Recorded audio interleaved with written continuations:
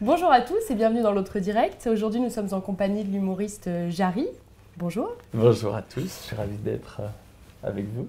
Alors, tu es ce soir en représentation au Radiant à Caluire Ouais. pour le nouveau spectacle Atypique. Donc, pour les amateurs, le spectacle est déjà complet, mais tu reviens le 17 mars À la à la Bourse du Bourse Travail. L'histoire se déroule dans une salle d'attente Ouais. de Pôle emploi. Ouais. Une situation, à première vue, qui paraît pas si atypique que ça pour beaucoup de Français. Bah, exactement, je voulais absolument trouver un lieu commun qu'on connaît tous, qu'on a tous connu au moins une fois dans notre vie, et d'en faire un espace de jeu. C'est-à-dire comment partir de quelque chose de très banal et de le rendre complètement ubuesque. D'accord. Il y a dans votre spectacle une réflexion sur la difficulté de trouver sa place dans la société française? Oui, oui, parce que je pense qu'aujourd'hui, on se pose toujours la question de qu'est-ce qu'on a envie de faire, de comment on peut le faire. Et je trouve que souvent, on se laisse bloquer par le résultat et du coup, on n'essaie pas, on ne met pas en place les choses. Et moi, j'ai l'impression que le résultat, on s'en fout un peu aujourd'hui. Ce qui est important, c'est vraiment de mettre les choses en place. C'est là où on grandit, où on apprend des choses. Et là, à Pôle emploi, justement, l'histoire du spectacle, c'est que vous essayez en fait différents métiers qui vous correspondent ou Ou pas. pas? Ouais, parce que je suis vraiment en entretien avec mon conseiller qui me dit, j'ai une bonne nouvelle pour vous, Jarry. On a une formation de boucher. Et moi, je suis persuadé qu'il plaisante, qu'il me fait une blague pour qu'on rigole ensemble. Il est vraiment sérieux. Donc, il me dit, il faut y aller, sinon vous allez être radié. Vous ne pouvez pas refuser un certain nombre d'offres, sinon vous êtes radié.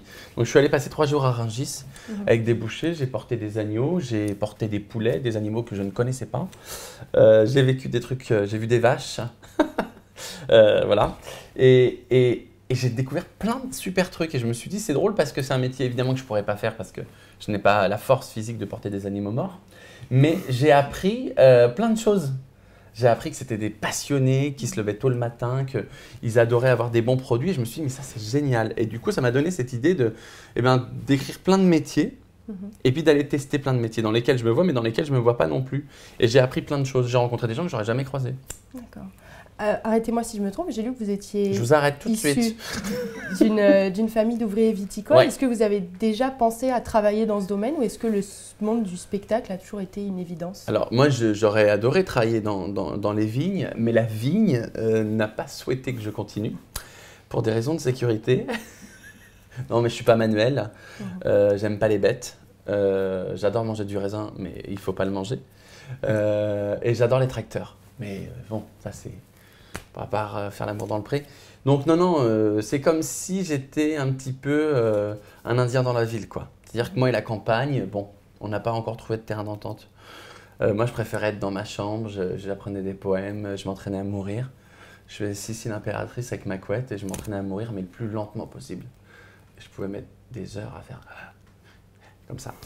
Donc déjà, il y avait un souci. Donc c'était une évidence. C'était une évidence. D'accord. Mais ça s'est fait naturellement. C'est-à-dire que je ne l'ai jamais provoqué. C'était évident en fait. Mais comme c'est évident de marcher. Vous voyez. On dit souvent que vous osez tout. Dans votre spectacle, lorsque vous racontez que les conseillers de Pôle emploi vous trouvent votre CV atypique, vous dites ça veut rien dire ce mot, faire l'amour à ta mère, ça c'est atypique. Est-ce que je Exactement. vous ai choqué? Vous savez que chez moi c'est devenu une tradition, maman t'as 5 minutes, bim, une cartouche. Une cartouche, ouais. Est-ce que vous vous imposez des limites dans Non. vos sketchs? Non. Pourquoi mettre des limites? Pourquoi mettre des limites quand le but est de se réunir, de rire ensemble et d'être persuadé que quelle que soit notre couleur de peau, notre religion, notre manière de vivre, on est fait pour vivre ensemble. Tous les exemples qu'on a aujourd'hui nous montrent qu'au contraire, on est différents, qu'on a besoin de se réunir par religion, par classe sociale, par pays. Moi, je le dis, mon pays, c'est l'Europe. Et voilà, donc non, j'ai pas de limite. La seule limite, c'est le manque de respect et de se moquer des gens. Mais évidemment, moi, je trouve pas ça drôle, donc je le fais pas dans ma vie.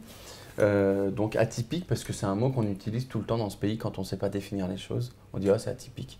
Donc c'est un mot positif et c'est aussi un mot négatif. Il y a une espèce de contrat en fait avec le public qui dit à partir du moment où vous rentrez dans cette salle, on peut rire de tout. Oui, et puis surtout ce que je dis aux gens, c'est que moi je vous aime et j'ai de la bienveillance pour vous. J'ai pas envie de faire rire aux dépens de quelqu'un, j'ai pas envie de vous prendre au piège. Et puis parce que depuis que je suis tout petit, quelles que soient les choses ou les gens que j'ai rencontrés dans ma vie, j'ai l'impression qu'ils sont profondément comme moi. Donc pourquoi défendre autre chose? Et le rire, surtout, on a une obligation quand même en tant qu'humoriste et encore plus aujourd'hui. Regardez ce qui se passe dans le monde.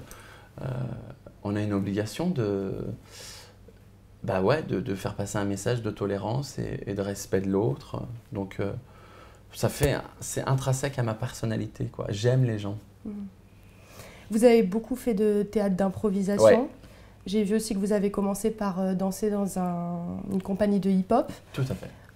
Dans l'un comme dans l'autre, il y a l'idée de collectif qui est très important. Dans l'un comme dans l'autre, oui. Oui. Qu'est-ce que vous ont apporté ces expériences pour aujourd'hui être seul sur scène? Le hip-hop, j'étais un petit peu le canard qui avait rien à faire là. J'étais entouré de jeunes qui étaient plutôt issus des quartiers. Moi, je venais de la campagne. Voilà, et j'ai décidé de faire ces concours de danse hip-hop. Quel que soit l'endroit où je suis dans le monde, ou dans ma vie professionnelle, ou dans ma vie personnelle, j'essaie de faire que dans tous ces endroits, ce soit un peu chez moi. Et ça, je trouve ça génial. Et ça, je trouve ça formidable. C'est la fin de notre direct. Non. Et si. Merci de nous avoir suivis. On se retrouve très bientôt pour une nouvelle émission. À la bon bourse. Spectacle ce soir. Merci Bichette. Et maintenant, on peut enlever nos vêtements parce qu'il fait chaud. Au revoir.